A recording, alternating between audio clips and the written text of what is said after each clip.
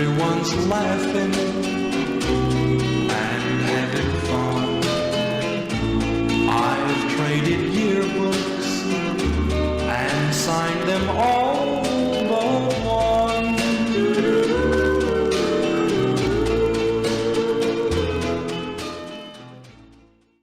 Hello and welcome everyone to Spotlight on Collectors. I hope you enjoyed that WCLD Radio Alice playlist. That last song was Yearbook by John Loudermilk, someone I was not previously familiar with, but it was just too appropriate for this meeting because today we are going to see a collection of yearbooks. We're also going to see a collection of postcards and a collection that kind of shows you the breadth of things one person can collect.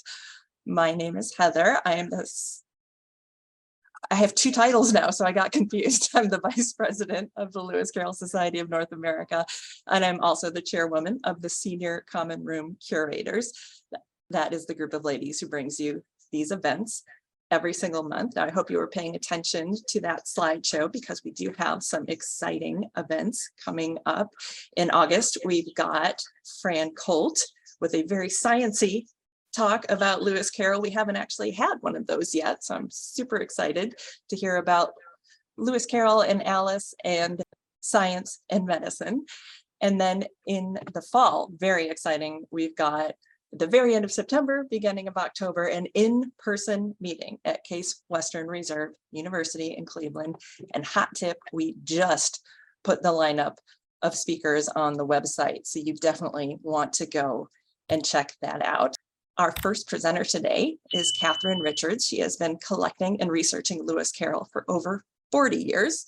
The Richards collection is wide-ranging, and one particular focus is upon Carroll-related postcards, which in themselves cover every conceivable topic. You know what else covers every conceivable topic is lewiscarrollresources.net, which Catherine runs with her husband, Mark.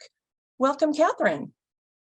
If you want to go ahead and turn on your video and unmute your microphone, and there you are. Hello. Right. Thank you, Heather. You're very welcome. Hello and welcome to London. I've been a Carroll collector for a long time, and our collection does cover a very wide range, including illustrated editions, early editions, and original artwork. But today I want to look at something very niche and share some of our postcard collection with you. So just a quick reminder, prepaid standard rate postage started in Britain in 1840. So this is an envelope that's been addressed by Lewis Carroll. It has a penny red stamp, which was the basic letter rate at the time. In 1869, the Austrian post office invented the postal card, and this went at a cheaper rate, and the British post office followed very quickly in 1870. So here's a postal card, which has been addressed by Lewis Carroll. As you can see, it's got a pre-printed stamp of a halfpenny, and that's on the same side as the address. And then the other side is for a short public message. I think Carroll liked writing cryptic messages on his postal cards, and this one to Edith Miller is a logic puzzle. The answer was rather long, so he had to put that in a letter.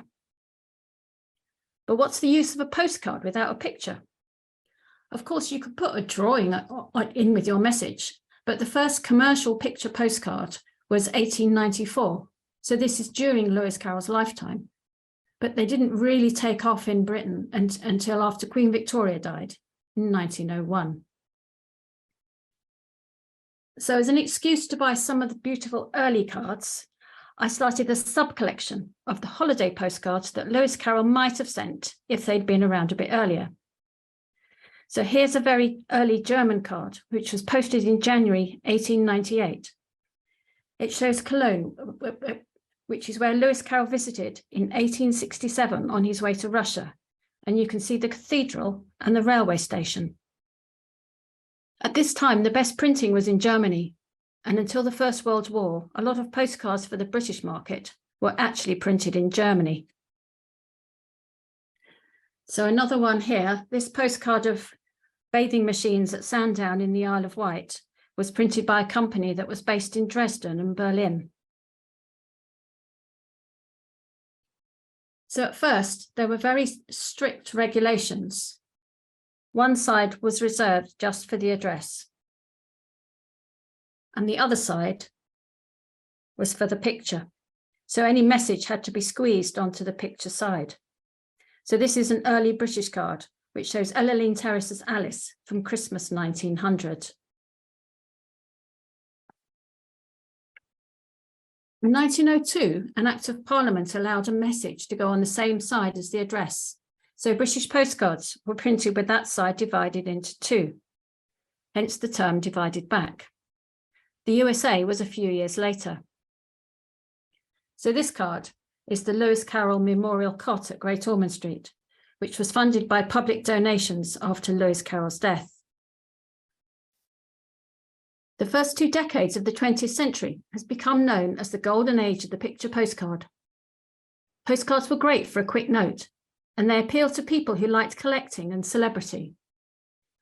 Actresses were very popular subjects, and I like collecting people who either knew Lewis Carroll or who were in productions of the Henry Savile Clarke version of Alice.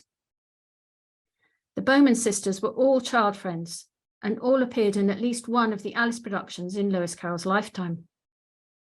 These productions were in the 1880s, so they predate picture postcards, but the Bowmans went on to have successful careers as adults, so you can still find them on postcards quite easily. Another friend, Irene Vanbrugh, was in the 1888 production. She too went on to have a long stage career. Of course, the best cards show people in costume. So this one is Stanley Brett from 1906.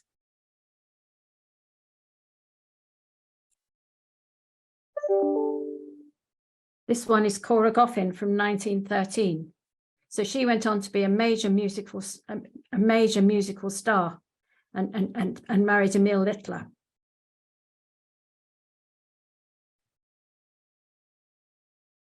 And then this one is Phyllis Griffiths from 1920. She was the producer's daughter. So postcards are great for satire and propaganda. Many of you are probably familiar with the Westminster Alice, which was illustrated by the Liberal cartoonist Francis Carruthers Gould. And you may also know John Bull's Adventures in the Fiscal Wonderland. But did you know that he also produced some postcards? Here's the politician Joseph Chamberlain. He was a campaigner for tariff reform. Basically, he was against free trade and wanted import duty on foreign goods. But a lot of people were concerned that this would increase the price of food, such as bread. So Chamberlain famously made a speech. He claimed that the rise in price, or rather the effective reduction in size of a loaf costing the same amount, would be imperceptible. He had 2 loaves baked to reflect the difference, and on the 4th of November 1903, held them up and asked his audience, which is the big one and which is the little one? So this speech spawned an outbreak of political cartoons, including these 2 from Carruthers Gould. So they showed Chamberlain as Tenure's Mad Hatter.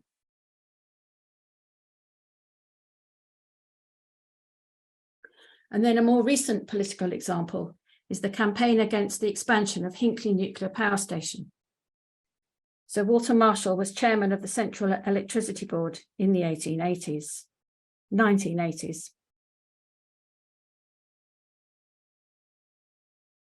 So lots of you will be familiar with the Mendoza Alice cards.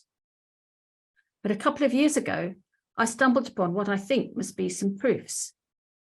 So you can see here the corrections marked up against the final version. Another interesting thing about these cards is the publisher, Leslie Lester. It's hard to find out much about them, but if you look at the back, their logo is the classical theatre comedy mask. And I think it might be named after Leslie Lester, the debonair deceiver, a magician variety act of the 1940s and 50s. Most of this company's output were the typical mid-century saucy seaside cards, and there were lots of censorship cases, Inspectors went round the coastal towns, slapping fines on shopkeepers who were selling postcards that were considered obscene. Their Alice set is the only non-saucy set that I've come across, and I wonder if this was an attempt to produce something more wholesome. They're clearly a seaside holiday set. You've got a roundabout here and a roller coaster. And then in this one, Alice has managed to acquire a bucket and spade.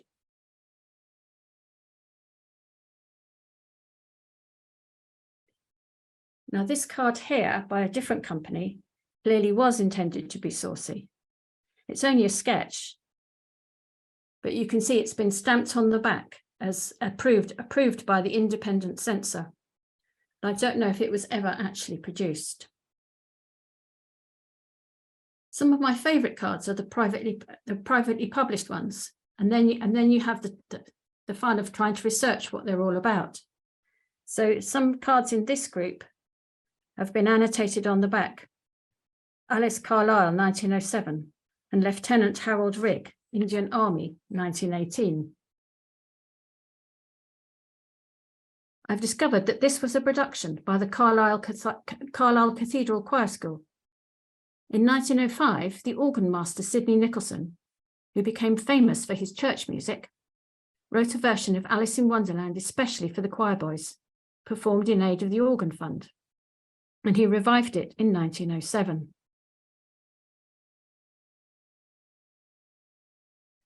Another interesting set is the Oxford Pageant by Tyndall Wildridge. He was a historian and artist originally from Hull, who later moved to Oxford. In the summer of 1907 was the Oxford Pageant. This was a major event held in aid of the John Radcliffe Infirmary, and it told the history of Oxford. To coincide with this, Tyndall Wildridge put on his own exhibition in Oxford High Street, showing his Alice-inspired artwork and Carollian memorabilia. He included portraits of Mary Statome as Alice. She had starred as Alice at the previous Christmas. So far, I've not managed to track down any of his paintings, so the only known images we have are on these postcards. But clearly he was familiar with Carroll's other books, and he's even included Sylvie and Bruno in this one. Next, I have a cautionary tale to warn you against the dangers of postcard collecting.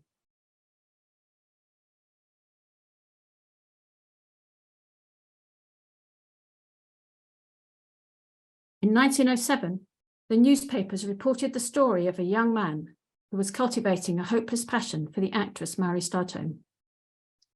He wrote to her every weekday and twice on Sundays, in violet ink on flowered notepaper. He believed her to be madly in love with him, sending him messages through the agony columns of the newspapers. He frequently addressed her as Dearest Alice, and sometimes Marie or Queen of Hearts. The newspapers reported that it was the picture postcards which first set him off. He owned 20 photographic postcards of her and carried them around with him in an envelope, feeling unable to function without them. He decided to come to London to see Mary Statome as Alice in Wonderland. His first attempt on Boxing Day was thwarted by heavy snow, but he came to performances on the 31st of December and the 1st of January, and later had to pawn his watch to get home. So be warned. To end, I will mention briefly that nemesis of all collectors, cataloguing the collection. Postcards is one area where I've actually succeeded. The catalogue is available online as part of the Lewis Carroll Resources website, and I just want to give you a very brief demo. So this is the resources homepage, and there's an icon for each subject. We're going to look at the postcard database, which is the White Rabbit Memorial at Llandudno.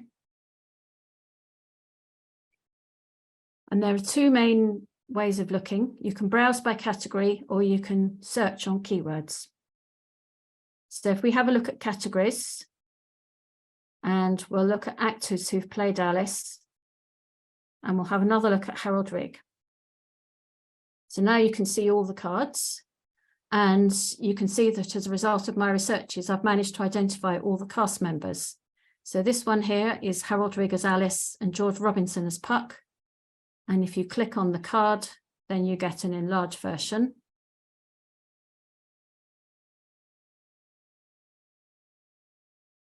This one is Harry Bushby as Mock Turtle, Harold Rigg again as Alice, and Frank Reeves as the Griffin.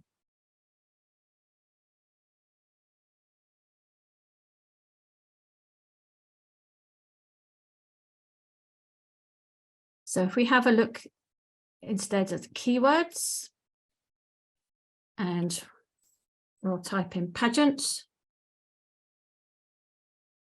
and we'll look at these as a list. So I've got one card from the Oxford pageant itself,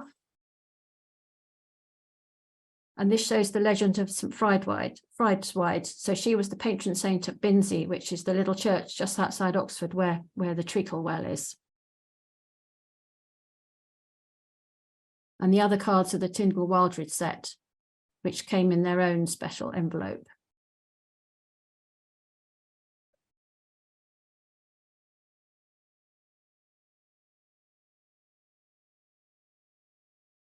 Okay, now let's have a look at Father William. And we'll show these as tiles. So all these images are Father William. So if we have a look at Kaiser William, if we click on that, we'll get the details. You can click on the card to get an enlarged image. And if you click on full set, show full set, then you can see all 12.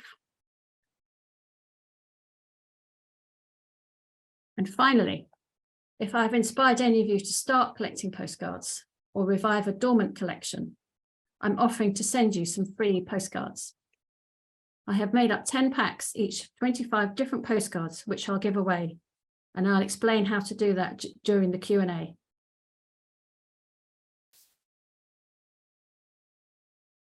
All right, so everyone is going to want to stay tuned for that. Absolutely. Catherine, thank you so much. And amazing job holding up the postcards. I know that sounds simple, but it's really hard on Zoom to, show something off and not be out of focus or yeah. So it looked fantastic. Thank you so much. And we will be welcoming you back at the end for our joint Q&A. So look forward to that. And that, everyone, is where you're going to learn how to win those fantastic postcards. So you have to stay tuned, I'm afraid. All right. Did you have anything else to show, Catherine? I didn't mean to cut you off there. No, not at the moment. All right, wonderful. I'm done. All right, then we will move on to our next presenter, who is Clare Imholtz. And she is a longtime LCSNA member who has been collecting Alice books and ephemera since the 1980s. She discovered Alice-themed yearbooks, many of which include extraordinary student art and writing, on eBay. And Clare, I will say, is also one of my senior common room curators. So she helps to bring you these events every month. And in this one, she's taking part. Welcome, Clare. Share my screen. Okay. Go here. Thank you, everybody. It is a little known fact that Alice in Wonderland has been a popular theme for high school and college yearbooks, especially in the 1920s and 1930s. The Imholtz collection has 53 yearbooks, ranging in date from 1924 to 2006, all purchased on eBay, most for less than $25. What is cool about Alice yearbooks? That they even exist. Who knew? That so many are creative and artistically brilliant, and that they were done by kids. Today, I will quickly share them with you chronologically. This is our earliest Alice-themed yearbook. The yearbooks are full of imitations of poems from Alice. For example, this one includes "You Are Young, Student William," and an adaptation of the Lobster Quadrille. Faculty are appropriately represented by the caterpillar quizzing Alice. You'll see this in other yearbooks also. Florida State College for Women is the only school that produced both Wonderland and Looking Glass yearbooks. We'll see Looking Glass later. At least 3 students contributed art to this one. Rabbits are very common on the early covers. This one is from 1928. Here's some excellent art from the same book. Also 1928. For some curious reason, the walrus is the most frequently encountered character in yearbooks, except for Alice, of course. There are mouse's tails in at least 2 yearbooks. You also frequently see students and faculty represented as Wonderland characters. Another rabbit and another caterpillar on this 1930 yearbook. Pages on activities and athletics frequently reference the croquet game. This 1930 nursing school yearbook includes Alice quotes for each student and lovely colored illustrations after Tenniel. They were done by student Jessie Black. This is another great one from 1930.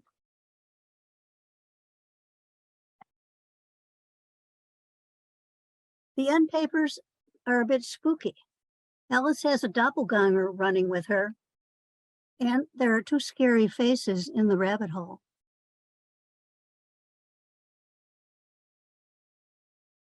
The colored illustrations have tissue guards. A lot of work went into some of these yearbooks. This 1931 yearbook is called The Bulldog. As you can see, the bulldog goes everywhere with Alice. It includes a Jabberwocky using student names and a good illustration of the 2 knights. This 1932 yearbook celebrates the 80-year-old Alice Little Hargrave's visit to the United States on the centenary of Carroll's birth. And as you can see, it is dedicated to her on the left. Also 1932, with a colorful dust jacket. I saw this for sale in Marchpane in London for about £400, but I was later able to find it on eBay. And here are some pages from inside. Another rabbit on the cover. The foreword of this one mentions Alice stage and movie productions. This Art Deco font was very popular in the 1930s.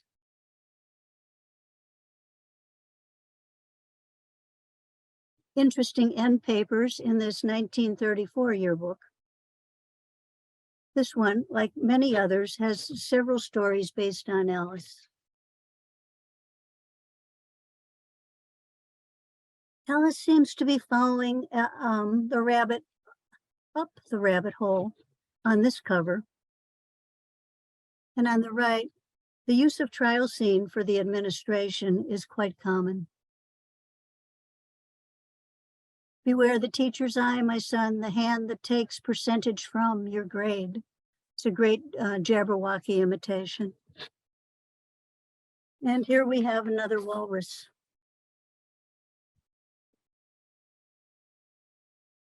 Such an elegant design on the 1934 quill. And nice drawings too.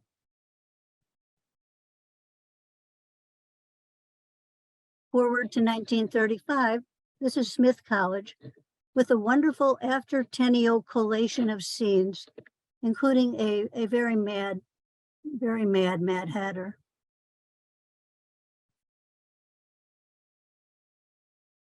I especially like this drawing on the right of Alice reaching for the key on tippy toes. This 1935 yearbook features lots of clever, playful art, but also scenes from the Alice movies starring Charlotte Henry.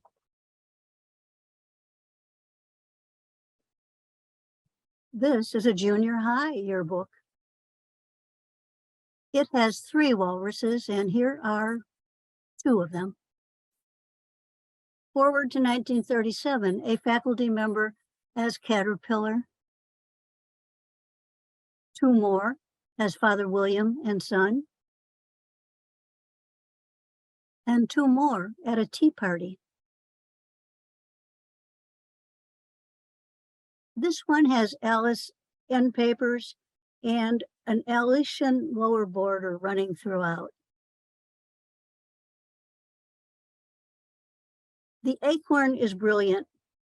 I was on the hunt for a long time to find a reasonably priced one. It includes several staged Alice scenes.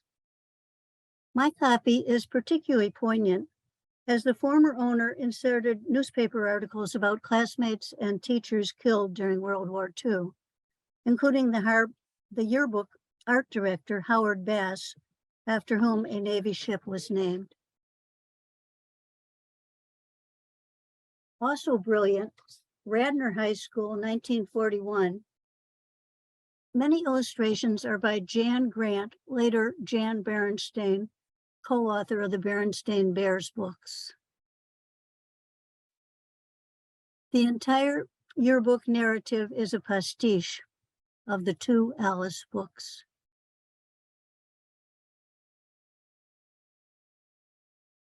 This is the 1946 Looking Glass yearbook from Florida State College for women. We saw the Wonderland book earlier. I think the man in the white hat on the right is particularly apt for the advertising section.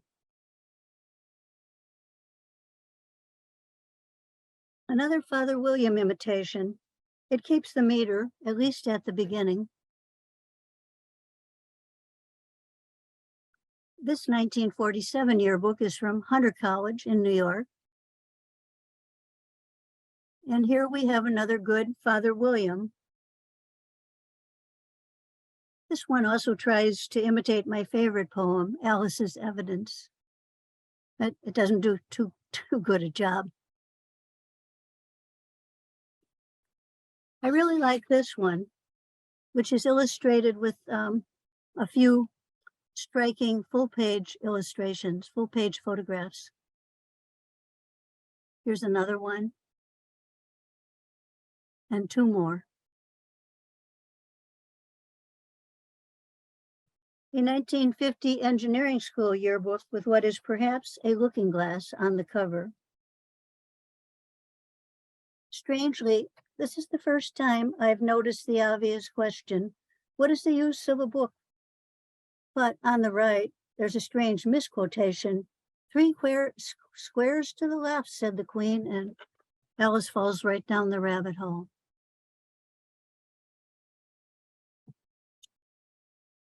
A superb looking glass yearbook, despite the Herald rabbit on the cover. The title page has a cutout center. And behind that is this plastic film to represent a looking glass.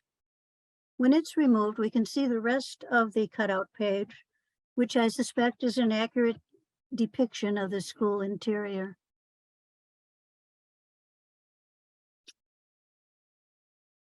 I like the substitution of term papers for playing cards. And don't the oysters make cute students? This is from Summit School. I believe the alma mater of Charlie Lovett and Stephanie Lovett. This yearbook is Virtue is special by virtue of having the only pig baby I've seen. I sought this one for a long time, only to eventually discover that it doesn't actually have much Alice except the end papers. On this cover, there's brilliant use of "there ought to be a book written about me," and on the title page at the top it says "and there is." Also notice on the cover Alice standing as if against a looking glass. This yearbook from the same year has the same Alice, and another walrus, and another croquet game. And this yearbook, also from 1953, has the same Alice. Note the Disney influence over on the right. Also the book title, Through the Quipus, a nice touch, I think. More Disney and more croquet. Back to classic Tenniel. Here is a walrus from the territory of Hawaii. From the now sadly defunct Sweetbriar College in Virginia, we spy a rare rocking horse fly. And on the cover, we also see Alice pouring the tea. I'm glad I don't have to pronounce the names of all of these yearbooks. We've got another misquote over here. It's what's the good of a yearbook? What's the good of a yearbook? This Alice thinks. This one from 1964 invites you to take a trip, because that's what we did back then. And on the right, another misquote, "Beware the Jabberwocky." It includes a pictorial table of contents. This yearbook has only a few pages about Alice, and it uses quotations, as you see on the right, to illustrate student life.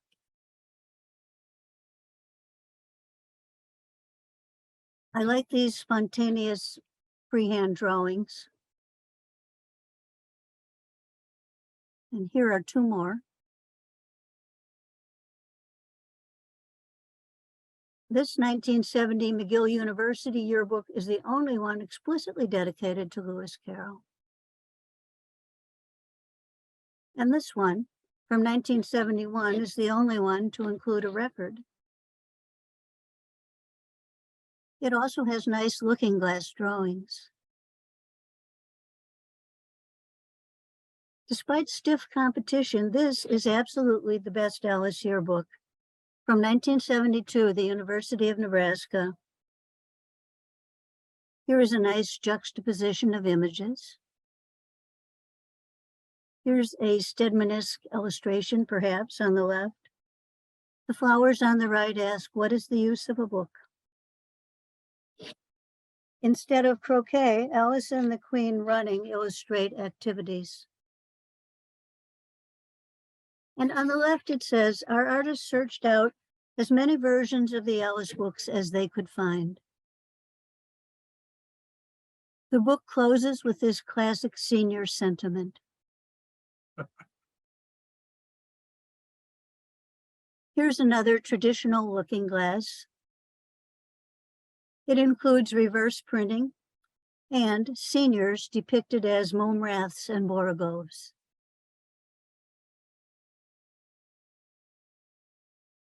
This 1974 yearbook has a charming cover and some excellent photography. The Sterling Accolade definitely has the best cat. Here is another attractive pictorial cover. On the right, a sidewise walrus and carpenter, but with a quote from The Hunting of the Snark. Well, the beaver confessed it had learned more in 10, etc. Something special for the snarkologists in the audience. And here's a nice drawing of the mouse lecturing bedraggled students. This one uses Tenniel illustrations, but also a Disney Cheshire Cat. The 1990 Monrovian Academy also uses Tenniel. And here, there is more Disney and more croquet.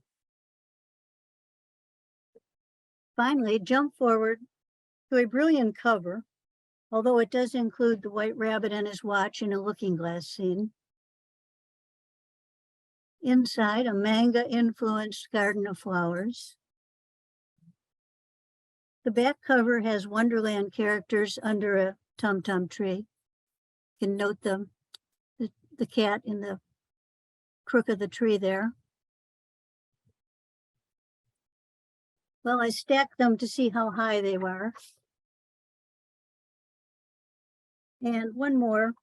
This is not Alice themed. It's Goucher College, 1922. But inserted in it, there's a booklet with a little play, Further Adventures in Wonderland, written by faculty and staff. The end, and thank you. Thank you, Claire. If you want to stop sharing your screen there, thank you. I cannot wait to tell my niece, an alumnus of Hathaway Brown in Cleveland, that her school produced a yearbook, the only one you could find that has a pig baby in it. That's my big takeaway from That's this. great. Now, I'm curious, the 400-pound yearbook, well, that makes it sound like it weighed 400 pounds. The one that cost 400 pounds that you saw in England, when you did find it on eBay, do you remember what price you found it for? Oh, you know what? You're muted. Oh, no. There we go. I did find it on eBay, and it wasn't a lot. And I could say I'm not positive about the 400 pounds. That's what's in my memory, but it was a lot. I know that. It was too much. Way too much. Yeah. I left it there. Yeah. All right, we've got some audience questions here. Matt DeMacos is wondering, are there Alice themed yearbooks you know of, but cannot find an available copy? There's one I know of and can't find. There's one I know of, but it's overpriced. So I won't buy it. Other than that, there may be others that I don't know of. I wouldn't be surprised at all. Okay. And then Elizabeth Fuller, I apologize because I was taking some notes and I'm not sure what she's referring to, but maybe you will. She asks, Claire, and this is towards the end of your presentation, Claire, have you listened to the recording? Do you know what recording she's talking about? Oh, the record, the one that had a record in it. And the Oh, answer, okay, gotcha. I knew I would be asked that, and the answer is no. Well, you were prepared. The answer is no. I will. And then Kira, with apologies to American friends, she says, Claire, could you please just explain what a yearbook is? When did they start? Are they always themed? What are typical themes? Who produces them? We don't, as far as I know, have them in the UK. So this is a really fantastic example of wholesale domestication. They are utterly wonderful. Here, a yearbook, I don't know exactly when they started. The earliest you saw here was 1922, but they are books that the senior class, typically in a college or high school, will produce. They'll have pictures actually of all the seniors, big pictures and all their activities. They'll have other pictures of the lower classmen and women. They'll have pictures of all activities, the class play and the basketball team and so forth. And I hadn't discovered ones with particular themes until I first, on some lucky day, saw one on eBay, and that was that. Nice. Oh, so that answers what started you collecting yearbooks. You just happened upon one on eBay? Is that correct? Exactly. That's what started. I was an Alice collector, but so I was often on eBay back in the day. Gotcha. But I just found one, and then I started to watch for them.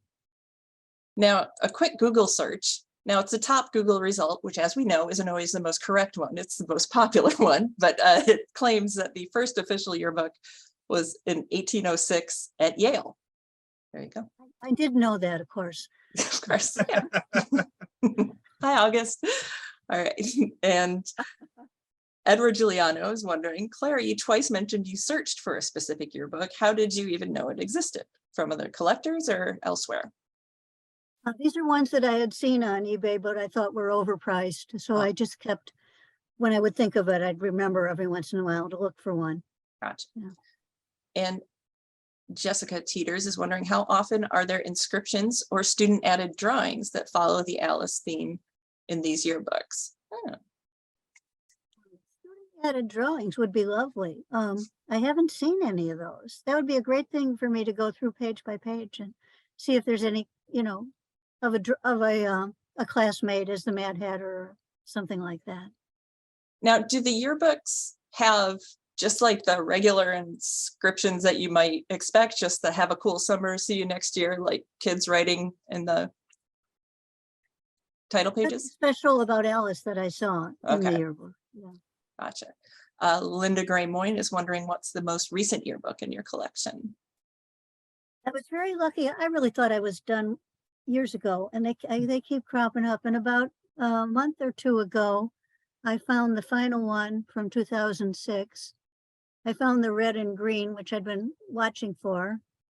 And I was so happy to find the one with Jan Berenstein's illustrations, because I had heard of that one before. I knew about it, but I'd never seen it. Nice. So that was great.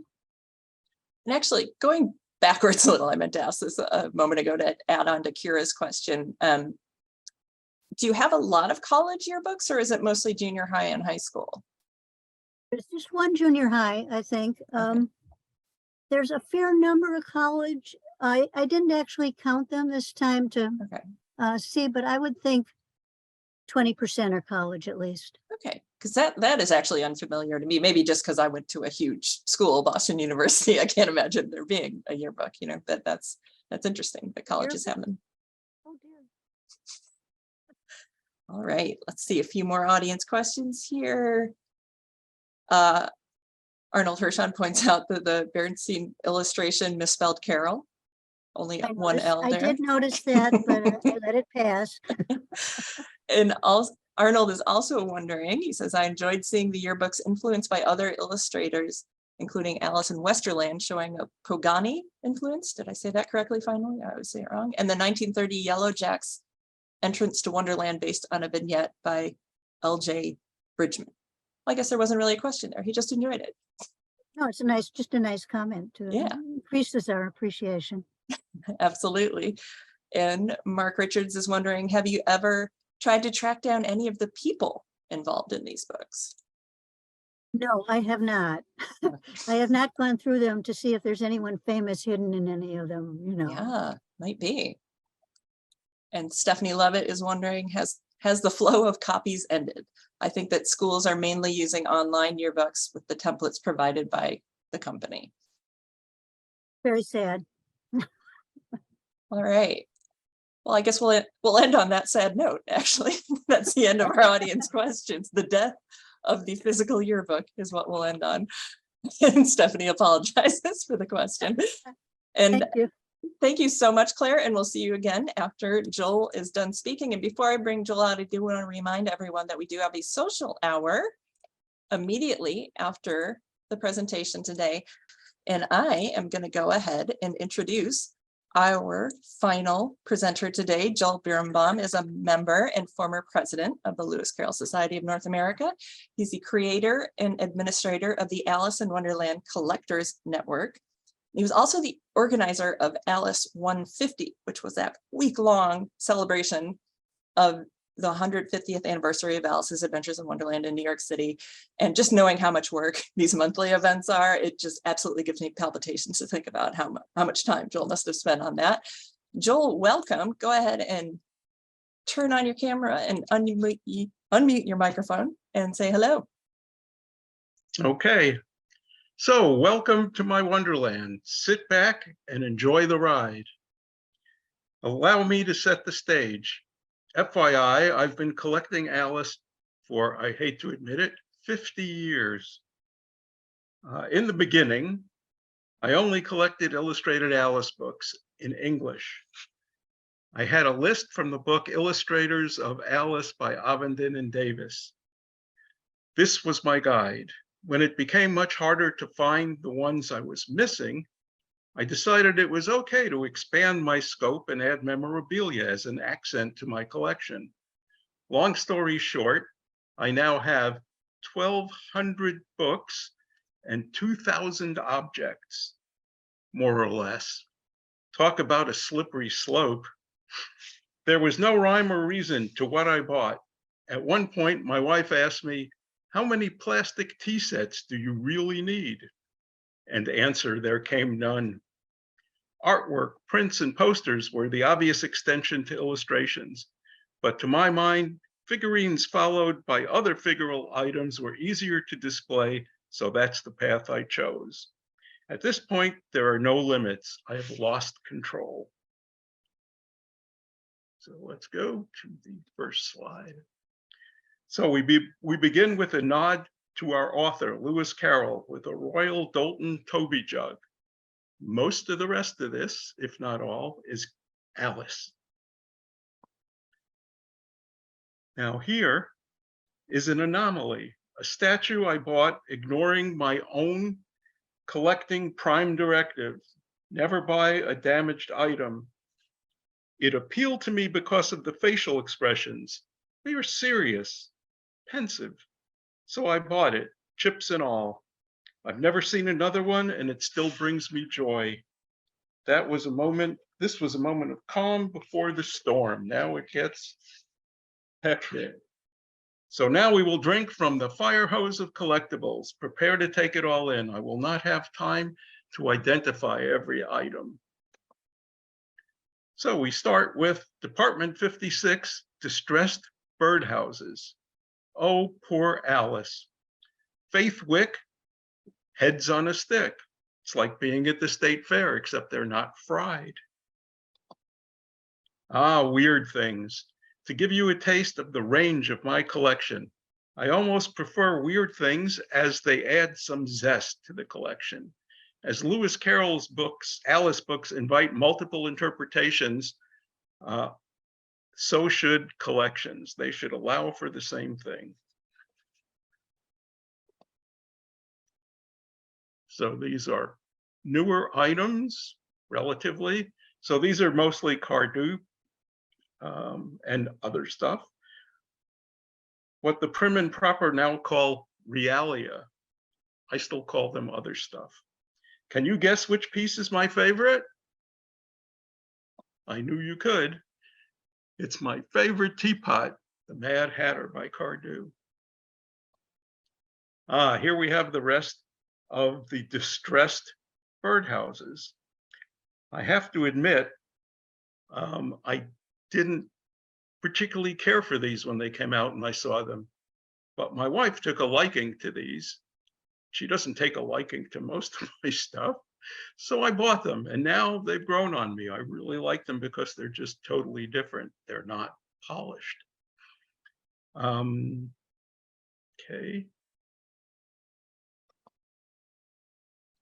And now, Disneyana. The Disneyana, I've often declared that I don't collect Disney Alice, but I'm guessing I do. So these are older items, Shaw pottery, the famous cookie jar in the center there, and yet more. So the Capo di Monte Sweet Alice figure, which is right in the middle of the slide, is almost too sweet. As a diabetic, my doctor advised me to avoid sweet things, but here it is. A full set of hand-painted wooden figures with jointed body parts from the 1960s from New England. I haven't seen these show up very often. And here's the rest of them. And here's a case with top shelf is miniatures mostly, various ones, not all one set. Middle shelf, hand-painted Elizabeth Allen fine china pieces. Bottom shelf, miscellaneous items, including Fitz and Floyd, floppy folks. Here's some more Elizabeth Allen pieces. These are tea sets. Another one. And then, yes. So David and Maxine Schaefer told me about the store in Ellicott City, Maryland that carried her work. Longtime collectors are your best resource. I am interested to hear what other people think about her work. I wouldn't have guessed that I would have liked these, but I do. I love them. They're great. Okay. So here are plaster painted figurines with titles etched into each base. I don't know who made them or the date. I am confident that they are old. If somebody knows, let me know.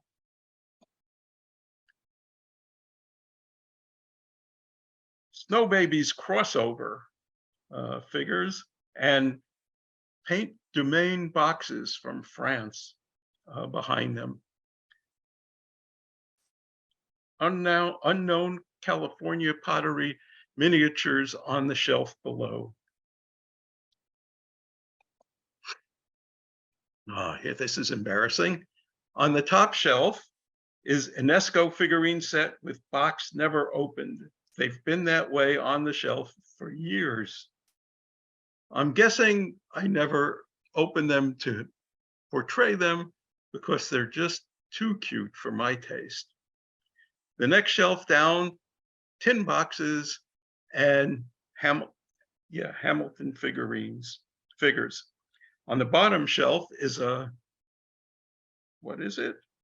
A Hammersley Porringer, which is very hard to find. Here are more of the rest of the Hamilton figures, some more tin boxes. And on the bottom, a Cheshire Cat planter. I'm enamored with that Cheshire Cat. Here we have a multitude of Mad Hatters. He used to be my favorite character. On the lower shelf are Hammersley dishes, a Guinness Tweedles advertising piece down over here, and an incense stick holder of the caterpillar. And I hope nobody breaks out in hives because Alice is wearing a red dress. We have to allow for some differences. Now on the left are the tall Steinbeck nutcrackers, and on the right, Campbell Classics large figures. The Mad Hatter is dated 1997 on the Campbell Classics, and each one is numbered, but there's no limitation number, so I don't know if you can say they were limited or not. Between the Campbell pieces is a Disney waste paper basket. I like some dissonance in my displays. And here is the Cheshire Cat Campbell Classic. And each one of these items have different amounts of data. They all have a number. Some have a date, some have, I think they're all signed, but they don't all have the same information. It's a mystery. Now we come to one-of-a-kind items.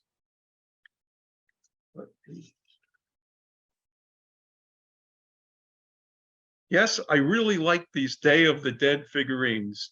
You would think they were made in Mexico, but they're actually from Tennessee. Go figure. And now here are a set of finger puppets that I commissioned Dan Crowley to do. Starting at the right, that would be me. Going left, my wife. Farther left, my eldest granddaughter, who used to smile a lot and tell stories about Cheshire Cats. I don't know where she got that from. And the March Hare, who was supposed to be a version of my younger granddaughter, but he couldn't figure out how to do that in the face. So from the picture I sent him, he put her pink bow on top of his head. if you look closely at the facial expressions, you'll find they're all unique, and they give a feeling of life to each separate character. And I find this is true for all the characters he does. Here are, oops, wrong way. Here are 4 more that I bought off the shelf, so to speak. And again, the facial expressions are perfect for the character. It's quite a talent that he has to do that. Now my favorite sculptor, Graham Pigott. I'm going to let you look at these in silence and just appreciate them.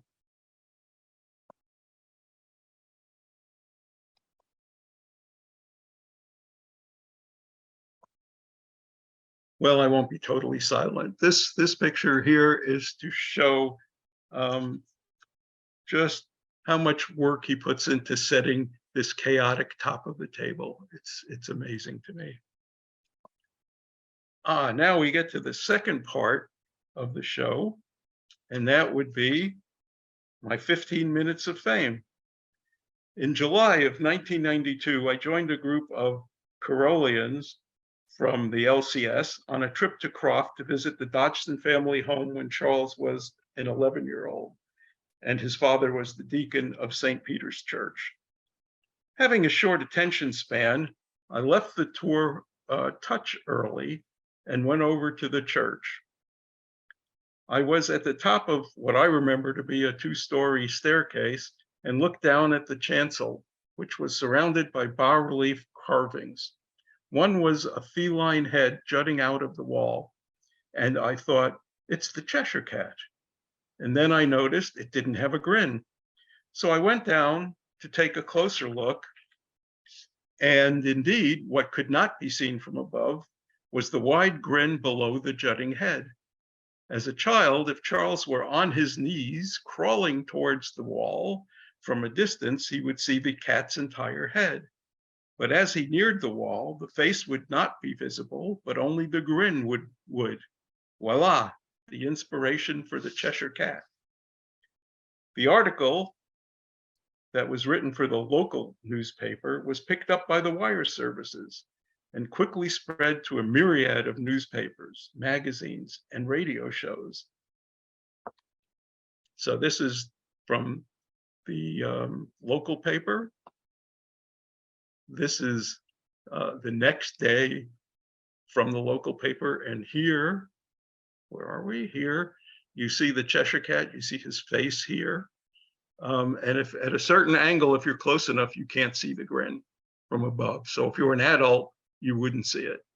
But that's not the point. The point is if you were below it and you looked up, when you were real close to the wall, you couldn't see the head because it was obscured by this piece. And all you would see was the grin. I rest my case.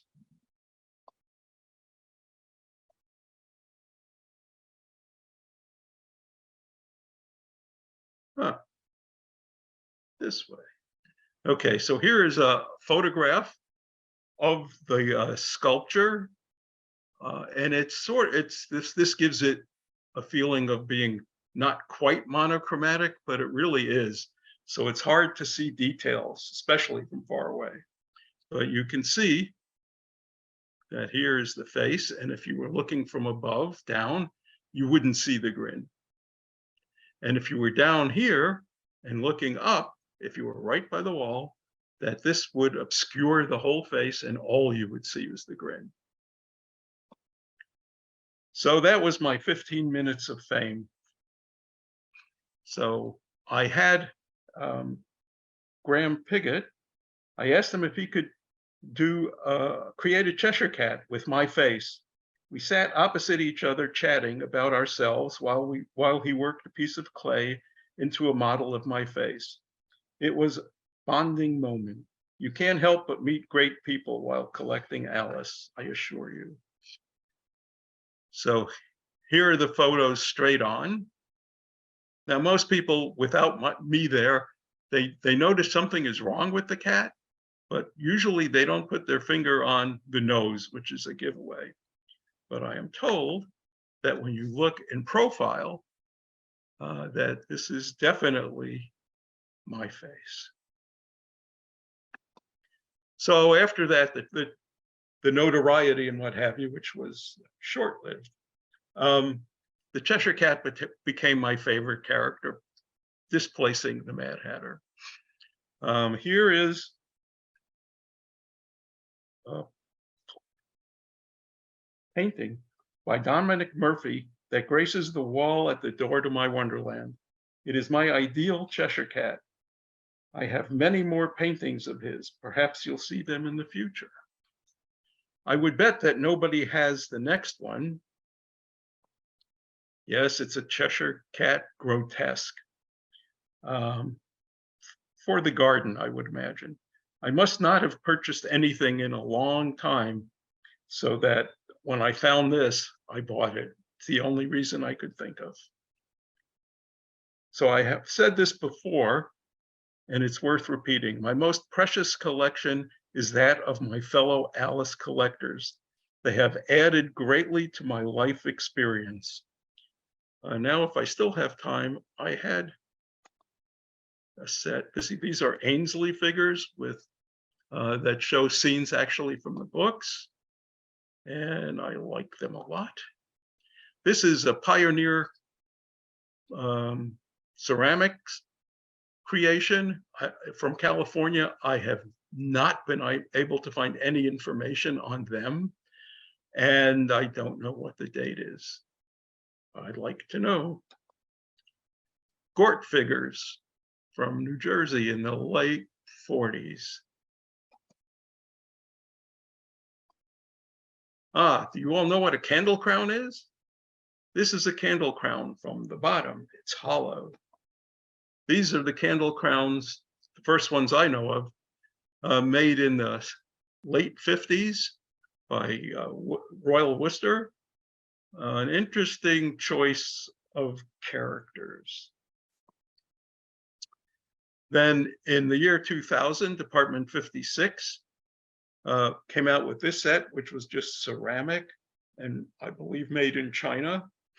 So they were, let's say, not too expensive. I wanted to say cheap. And these are Bronte, done in England. Obviously, there are more characters. They are fine china. They are pretty close to Tenniel, some of them. What do you think of the Cheshire Cat? I don't know. Joel, per your request, I'm going to give you your 2-minute warning here. 2 minutes, I'm almost done. All right.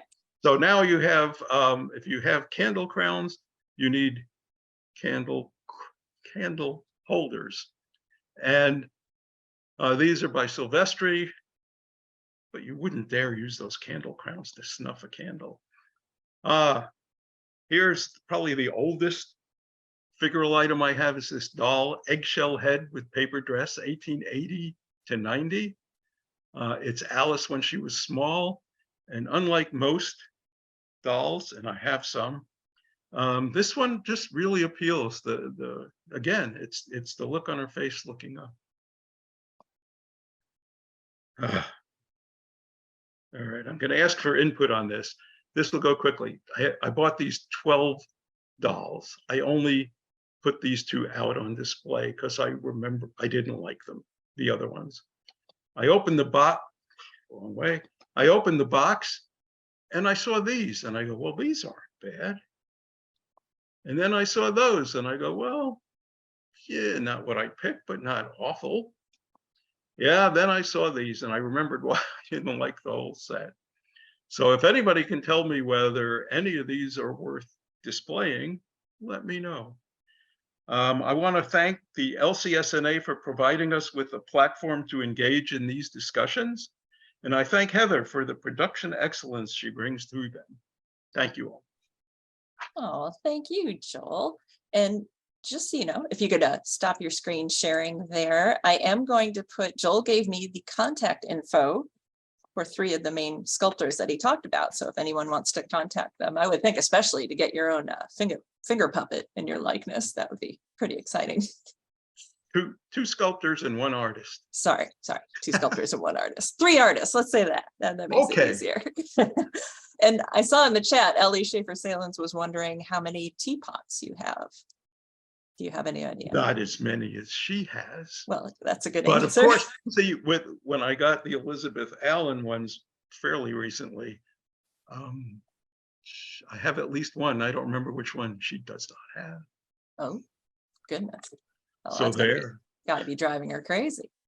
All right. Now, I would like to welcome back Catherine Richards and Clare Imholtz, because we are going to do a group Q&A here.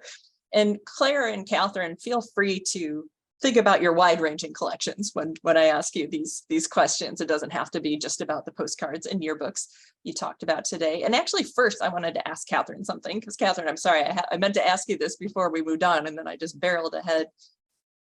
Are postcards purely an online pursuit, or do you ever actually happen upon any, like, by surprise when you're, I don't know, at a book fair or something? I don't know where you would. Oh, no, I mean, they very much started as physical shopping. Yeah. I mean, obviously, anywhere you're out and any sort of event, you know, there's a high chance they're going to do some postcards. So there's an ongoing flow of new ones. But in the same way that there's book fairs, there are ephemera fairs that have postcards. There's postcard fairs that sell pretty much just postcards. Wow. So I was at one in Woking a couple of weekends ago.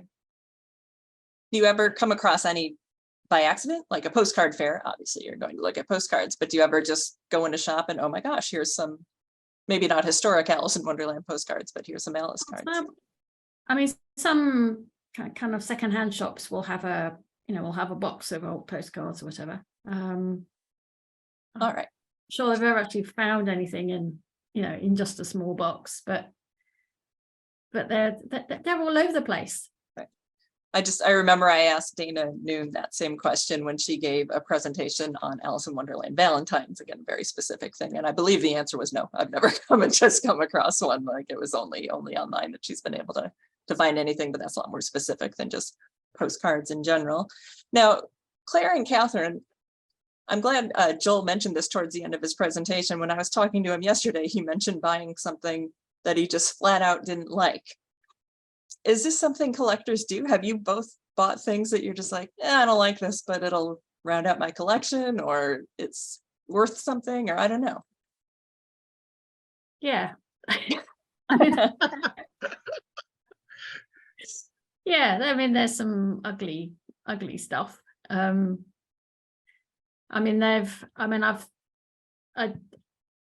don't buy everything though.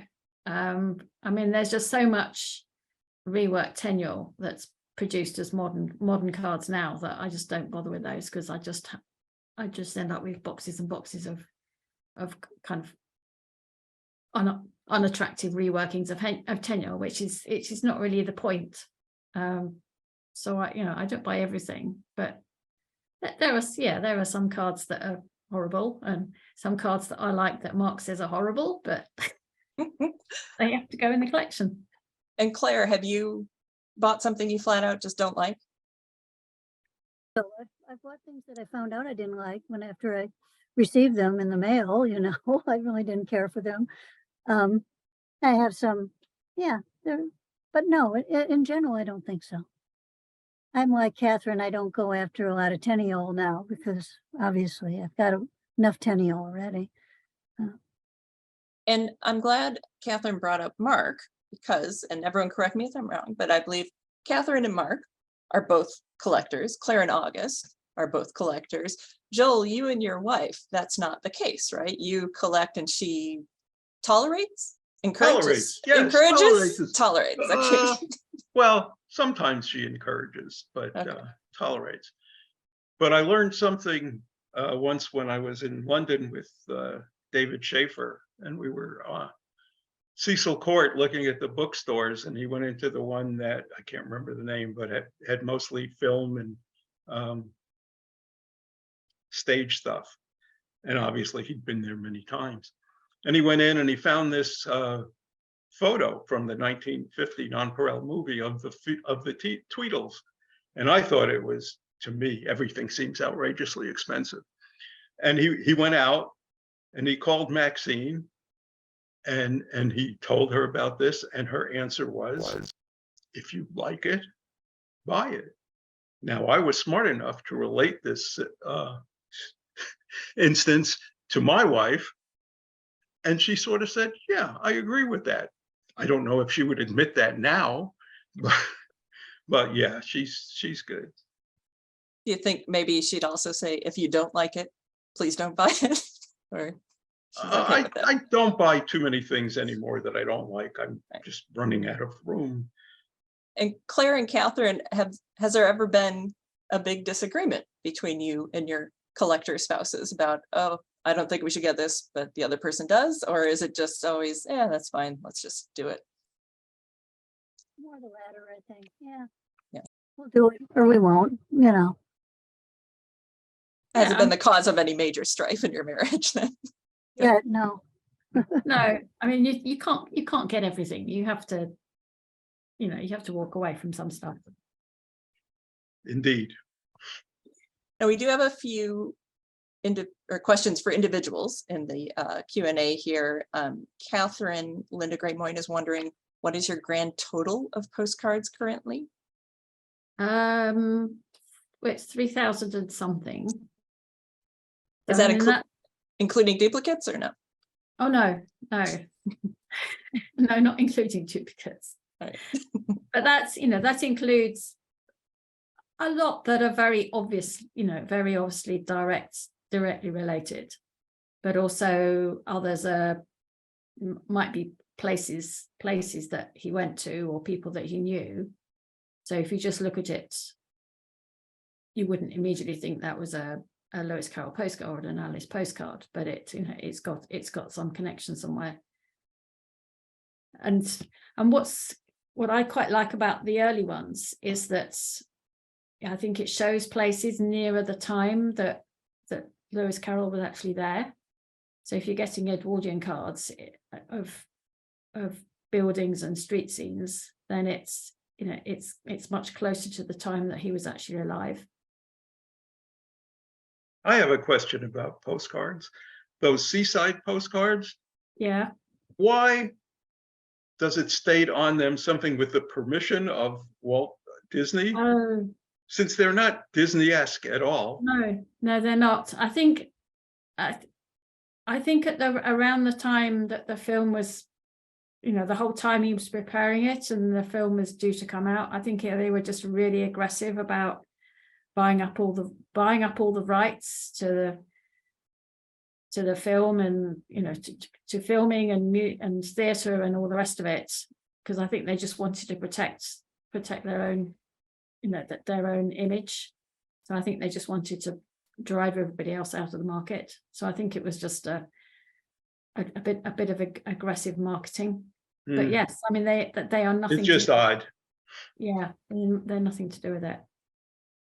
And this is a question specifically for Claire. Von Burton, thanks all of you for the terrific presentations, but he's wondering if you've ever come across a yearbook that mentions the tortoise who taught us. A great question.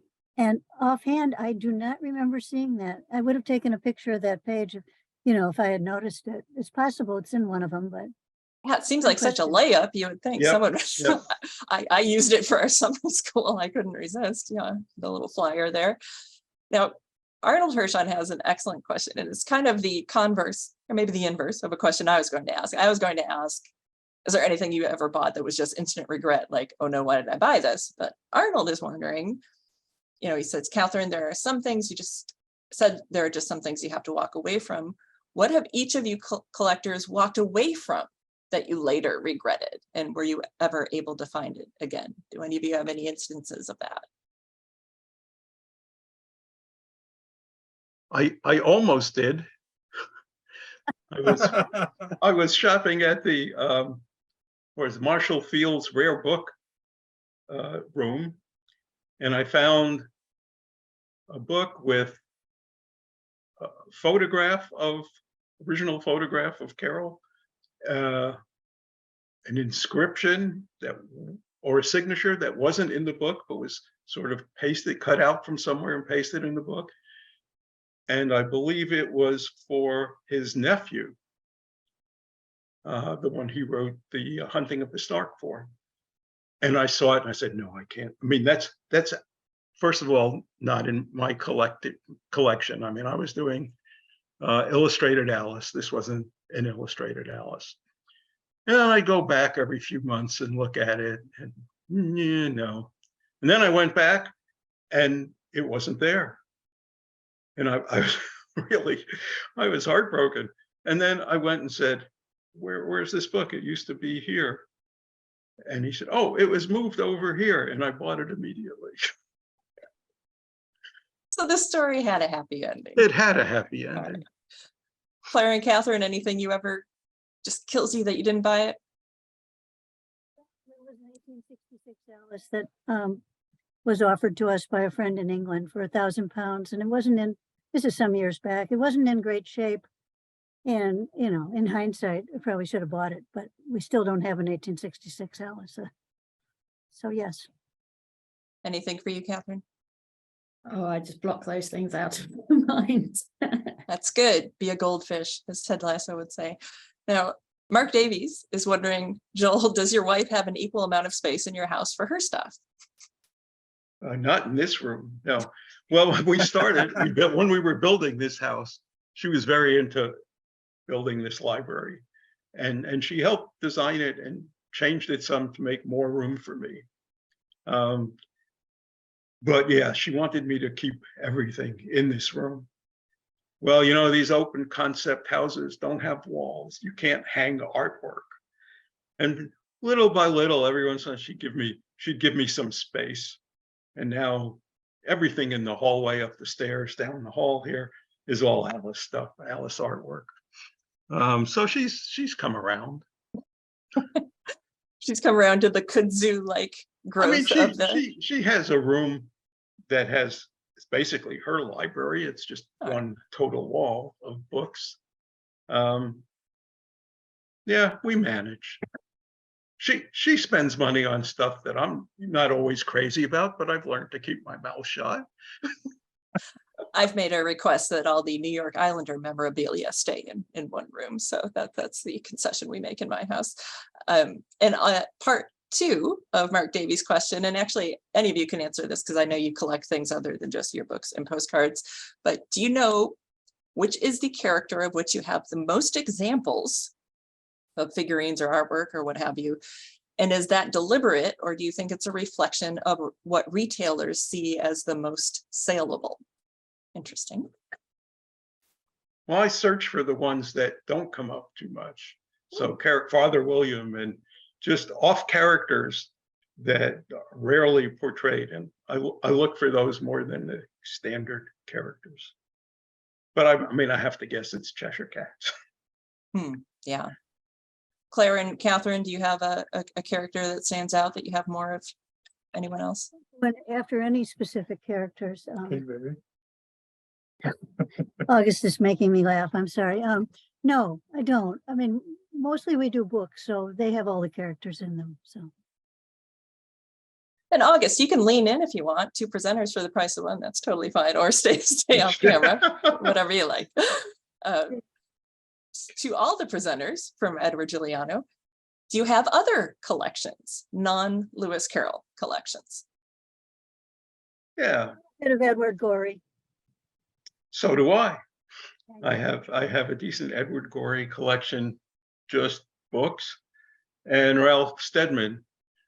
I found Ralph Steadman before I found his Alice, and I was interested in it because I didn't know he did an Alice. It was from his Hunter Thompson days and lots of drugs and alcohol. And I asked Ralph once, I said, are these things, you know, that you write about those days overblown? And he goes, oh no, they're way understated. Why am I not surprised at that? I mean, I don't know if that's true, but that's, you know, that's what he said. we have a ton of gory collectors piping up in the chat here. That's interesting to me that there's so much crossover. Catherine, is there any other collections in the Richards household that are totally non-Lewis Carroll related? Well, art aside, because art we buy because we like it, and some of it happens to be Carrollian. But other than that, not now. I mean, we used to. But there's kind of themes and sub collections within the Carroll collection, and some of those are kind of verging on not being Lewis Carroll. They've only got a little bit, but Lewis Carroll adjacent. Check. Now, there's a few questions asking about the things behind you. I'm going to leave those to the very end because I feel like that's going to involve maybe moving laptops around and things like that. But one last question here from Dana Noon is wondering, what are each of you searching for right now? Is there anything you're actively going after specifically, or is it just general? Telling. Can you say that again? That I'm not telling, especially Dana. That'll Especially drive the Dana. price up. That's fair. I'd love to have a Grafton pottery Cheshire Cat. They're bizarre, but they're way too expensive. But my birthday's coming up next month, and if anybody out there wants to buy me something, that's a good thing. So I'm not searching for it because I know where it is. I'm just not willing to pay for it. So if anyone wants to start up a GoFundMe for Joel's birthday, No, don't. we know what to get him. That would be embarrassing. Catherine, anything any holy grail that you're searching for at the moment? Probably not a holy grail, but there's partial sets I've got that I know there's other cards out there. And I'm always on the lookout for war-related stuff at the moment. That's kind of a new, it's getting to be quite a big sort of sub-interest. Interesting. All right, so now we'll go to the questions about the things behind you. Catherine, are any of the books behind you Alice books? I guess I'm going to ask how many, what percentage maybe? Most of them are Carrollian in some way. So there's a lot of reference books, including quite a few theatre ones which are by actors or whatever who've done Alice. I think to my right there's 4 or 5 shelves of Snarks, and then higher up it's other works like Sylvia Bruno and poetry and underground, things like that. So those are all pretty much part of the collection one way or the other. Excellent. And Joel, you anticipated, sorry, Catherine, or maybe you read Linda Graymoyne's question. I'm sure a lot of people noticed Alice peeking over your shoulder there. And yeah, Linda was asking, what is the sculpture / doll hiding directly behind you? Can we see it close up? It's a Graham Piggott sculpture that was done as a model for, let me unplug.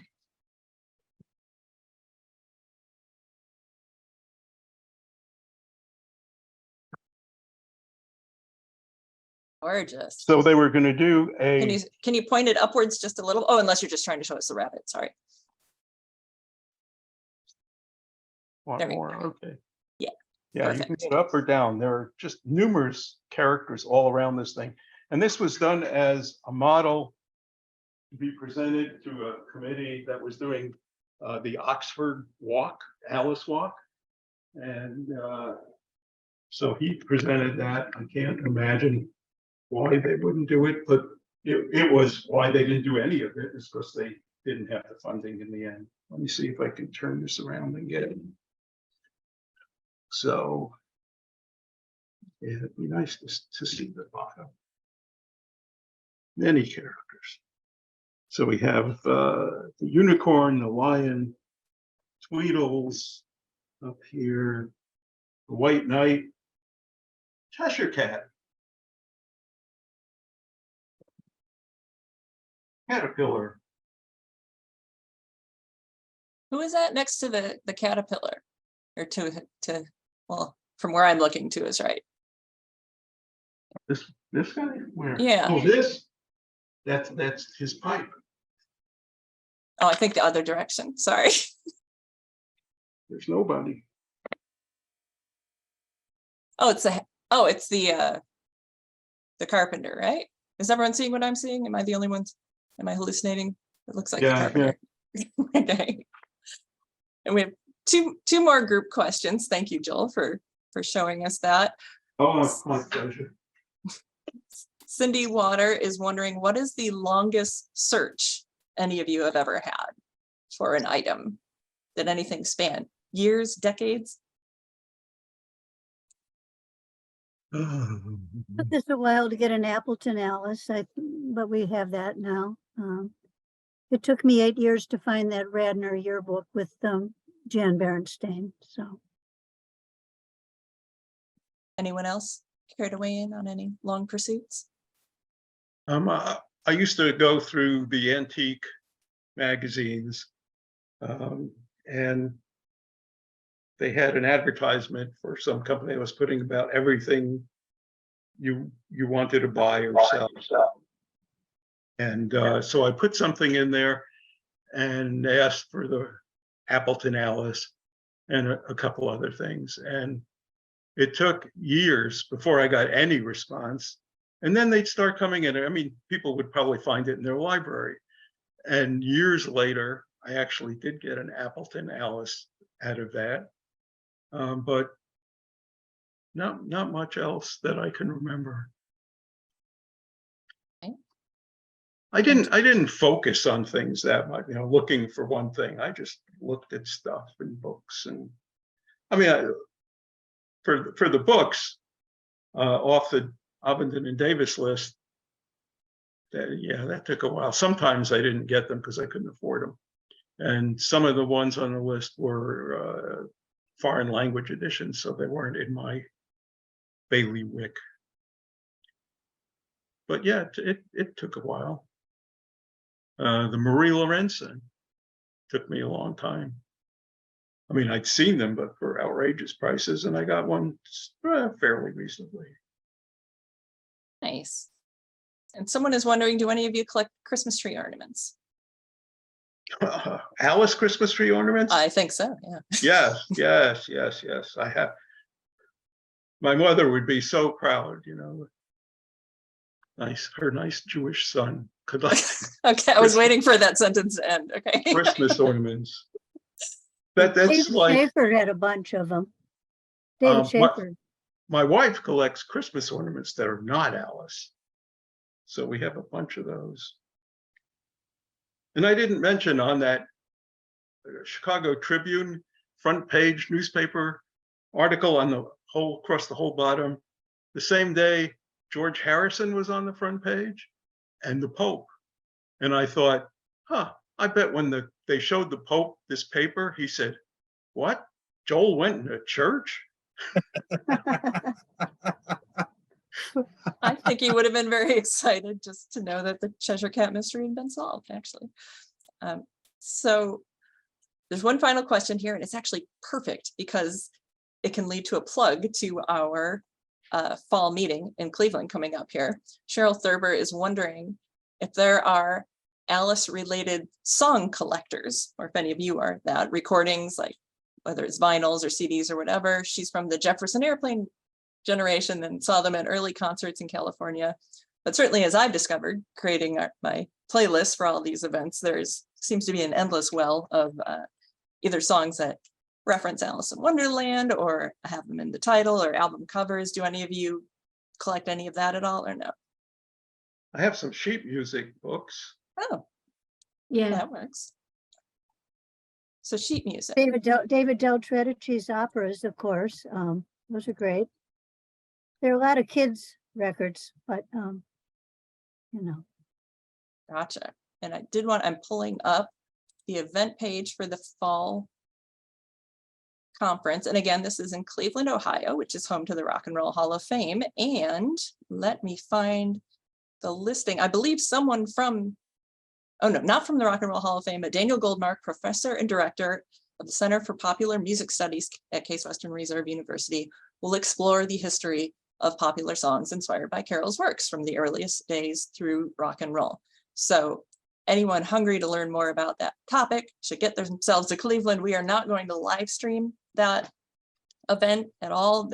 A few of the talks will be available later on, but you will not be able to watch from home. So definitely head to our website, lewiscarroll.org/events, if you want more information on the event in Cleveland. And I want to thank my three presenters so much. I know everybody just loves to hear from collectors, whether they are junior collectors themselves or have everything in the world, and so many great questions in the Q&A. So thank you all watching at home. I just put in the link to the email that has our social hour. If anyone wants to join, I believe all three of our collectors will be joining social hour, correct? Yes, maybe, or at least for a little while. I don't feel like you need to stay for the whole thing, but yes, it often turns into kind of an extended Q&A. Thank you once again, Jill Birenbaum, Clare Imholtz, Catherine Richards. We very much appreciate your time today and showing your wonderful treasures to us. And we will see you all. Actually, we don't have anything scheduled for July as of yet, but definitely August 12th for Dr. Fran Colt's talk, and hopefully in Cleveland in September, and right now at today's social hour. So thank you all so much. Thank you all for attending, and goodbye.